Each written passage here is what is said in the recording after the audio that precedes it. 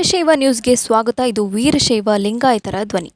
ನಡೆದಾಡುವ ದೇವರು ತ್ರಿವಿಧ ದಾಸೋಹಿ ಎಂದೇ ಕರೆಯುವ ಶಿವಕುಮಾರ ಸ್ವಾಮೀಜಿಗಳ ಪ್ರತಿಮೆಯನ್ನ ಕಿಡಿಗೇಡಿಗಳು ಧ್ವಂಸ ಮಾಡಿದ ಕೃತ್ಯ ಖಂಡಿಸಿ ಅಖಿಲ ಭಾರತ ವೀರಶೈವ ಮಹಾಸಭಾ ಬೆಂಗಳೂರು ನಗರ ಘಟಕದಿಂದ ಬೃಹತ್ ಪ್ರತಿಭಟನೆ ಹಮ್ಮಿಕೊಳ್ಳಲಾಗಿತ್ತು.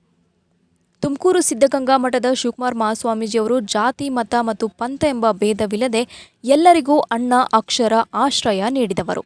ಅವರ ನಿಸ್ವಾರ್ಥ ಸೇವೆಯನ್ನ ನೋಡಿದ ಭಕ್ತರೇ ಅವರಿಗೆ ನಡೆದಾಡುವ ದೇವರು ಎಂದು ಬಿರುದು ನೀಡಿದರು.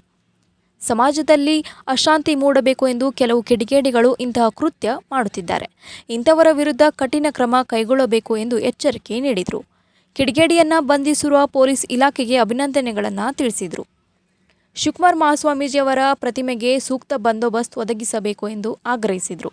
ಪ್ರತಿಭಟನೆಯಲ್ಲಿ ಮಾಜಿ ಉಪ ಮಹಾಪೌರರಾದ BS ಪುಟ್ಟರಾಜು, ವೀರಶೈವ ಸಮುದಾಯದ ಮುಖಂಡರಾದ ಮಲ್ಲಿಕಾರ್ಜುನ್, ಬಿಜೆಪಿ ಮುಖಂಡರಾದ HR ಮಲ್ಲಿಕಾರ್ಜುನ್, ಅಖಿಲ ಭಾರತ ವೀರಶೈವ ಮಹಾಸಭಾ ಬೆಂಗಳೂರು ಘಟಕದ ಅಧ್ಯಕ್ಷರಾದ BR Naveen Kumar, ಉಪಾಧ್ಯಕ್ಷರುಗಳು Gurumurthy M Vijayakumar, P Swarna Gowri, HR ಪ್ರಧಾನ ಕಾರ್ಯದರ್ಶಿ ಶಿವಕುಮಾರ್ BM, ಕೋಶಾಧ್ಯಕ್ಷ ವಿಜಯಕುಮಾರ್ M ಗುಡ್ದಿನ್ನಿ, ಕಾರ್ಯದರ್ಶಿಗಳಾದ ಮಂಜುನಾಥ್ SKC, ಅಶೋಕ್, ಕುಶಾಲ್ GS, ವೀರಶೈವ ಮುಖಂಡರುಗಳು ಭಾಗಿಯಾಗಿದ್ದರು.